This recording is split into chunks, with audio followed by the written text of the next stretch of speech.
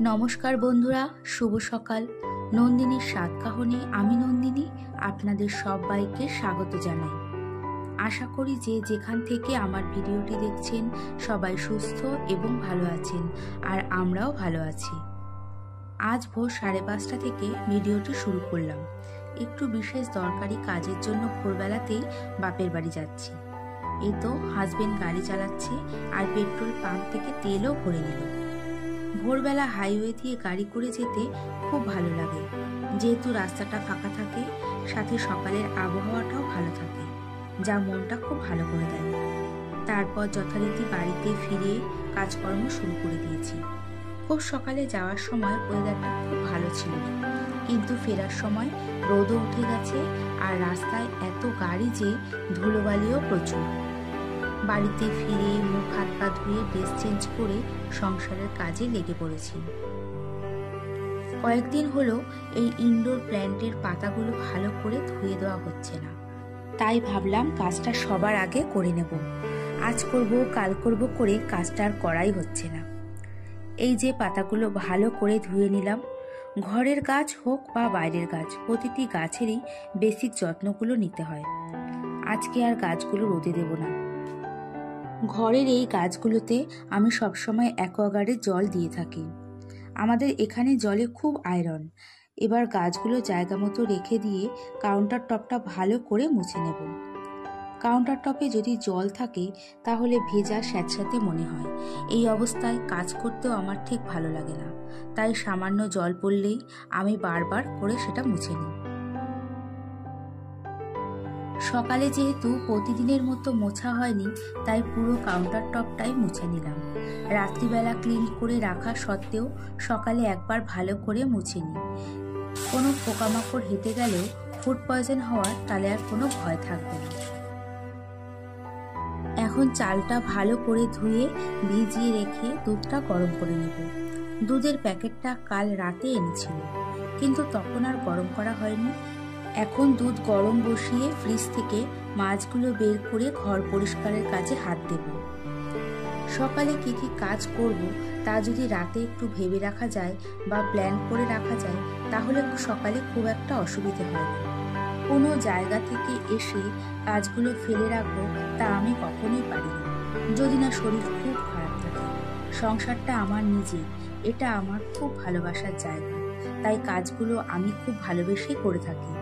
তাই আমার মনে হয় দায়বদ্ধতা নয়, দায়িত্ব আর কর্তব্যের সাথে নিজের কাজগুলো করতে আমি বেশি পছন্দ করি। তাছাড়া আমি এতে খুব শান্তিও পাই।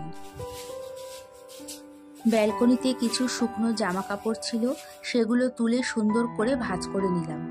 একটু পরে আবার কাচাকাচি করব, সেগুলো মেলে দিতে পারবো।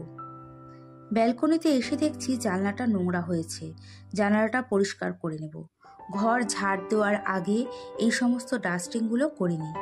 প্রতিদিন তো সব কিছু ডাস্টিং করা বা ধুলোবালি পরিষ্কার করা সম্ভব হয় না, তাই নিজের সময় ও সুবিধা অনুযায়ী পরিষ্কার করে থাকি। এতে কষ্টও কম হয় আর ঘর বাড়ি নিট অ্যান্ড ক্লিন থাকে।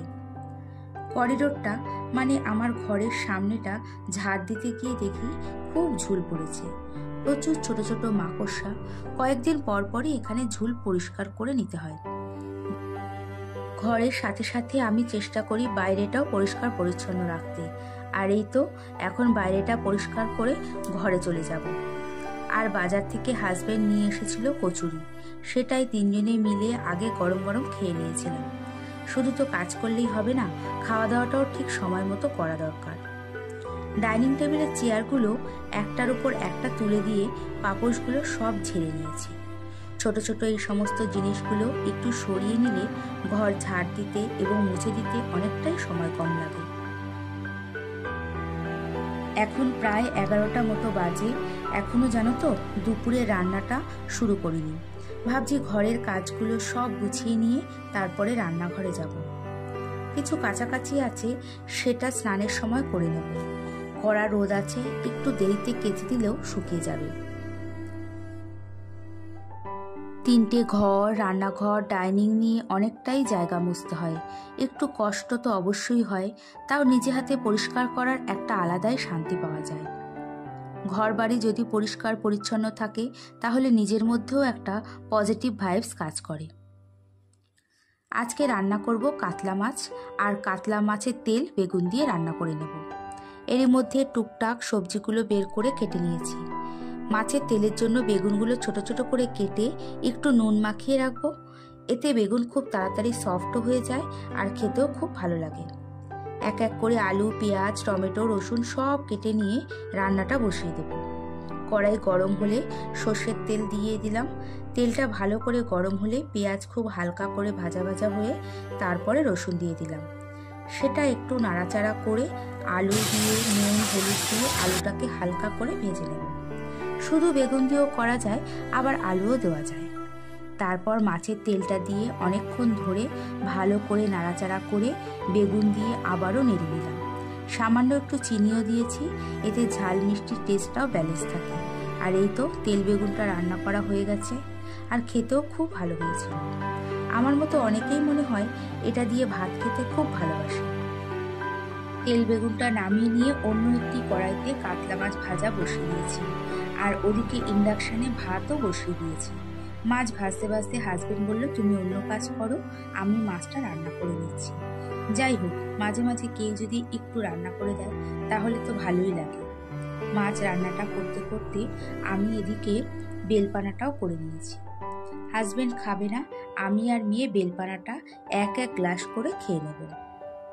মাছের ঝোলটা রান্নার পর আমি নামিয়ে বাটিতে ঢেলে রেখেছি, আর গ্যাস ওভেনটাও ভালো করে ভিম লিকুইড দিয়ে মেজে ওয়াইপ দিয়ে মুছে নিয়েছি। আর বাসন যেহেতু আগে মেজে নিয়েছি, তাই জলটা ঝরে যাওয়ার পরে সেগুলো জায়গা মতো মুছে র্যাকে তুলে রেখেছি। আর রোজের মতো বেসিনটাই ক্লিন করে নিচ্ছি। দিনের মধ্যে অন্তত 4-5 বার আমি এই বেসিনটা স্কচব্রাইট দিয়ে পরিষ্কার করে থাকি। 5 বছর ধরে বেসিনটা ইউজ করছি, কিন্তু কোথাও এতটুকু দাগছোপ নেই, এখনো পুরো নতুনের মতো। যে কোনো জিনিস যদি প্রথম থেকেই যত্ন নেওয়া যায় তাহলে বহুদিন পর্যন্ত নতুনের মতো থাকে। ভিডিওটি দেখতে দেখতে যদি ভালো লেগে থাকে তাহলে একটা লাইক এবং সাবস্ক্রাইবও করে নিতে পারেন। আর কাজটি যদি আপনি অলরেডি করে থাকেন তাহলে আপনাকে অনেক ধন্যবাদ। সব কাজ যথাসময়ে শেষ করে স্নানে যাওয়ার আগে কাচাকাচি করে জামা কাপড়গুলো ব্যালকনিতে মেলে দিলাম। একটু ছাওয়াতে মেললেও যা গরম ভালো মতো শুকিয়ে যাবে। এই সময় হাজবেন্ড একটু দরকারি বেরিয়েছে, ভাবলাম এই ফাঁকে সেলফটা পরিষ্কার করে গুছিয়ে রাখি। স্নানের পর মেয়েকে পুজো দিতে বলেছিলাম, ও পুজোটা দিয়ে দিয়েছে। এই যে সেলফটা আর কাপ রাখার স্ট্যান্ডটা অনলাইন থেকে অনেক দিন আগে কেনা হয়েছিল। আমার যেহেতু ওপেন কিচেন, তাই এই দুটো জিনিস কেনাতে আমার খুব উপকার হয়েছে। মোটামুটি সাধারণ জিনিসপত্র দিয়েই আমার ঘর সাজানো, এতে আমার কোনো অসুবিধা নেই। সব জিনিসপত্র আমার থাকতেই হবে সেই চিন্তা করি না। কি কি পেয়েছি কি কি পাইনি সেই চিন্তা যদি একটু কম করা হয় তাহলে দেখা যায় কি অনেক ভালো থাকা যায়। কথা বলতে বলতে আমার এই জায়গাটাও মোটামুটি গোছানো হয়ে গিয়েছে। এবার স্নানটা করে নেব। এরই সাথে ভিডিওটি এখানেই শেষ করছি। আর এতক্ষণ আমার সঙ্গে থাকার জন্য অনেক ধন্যবাদ।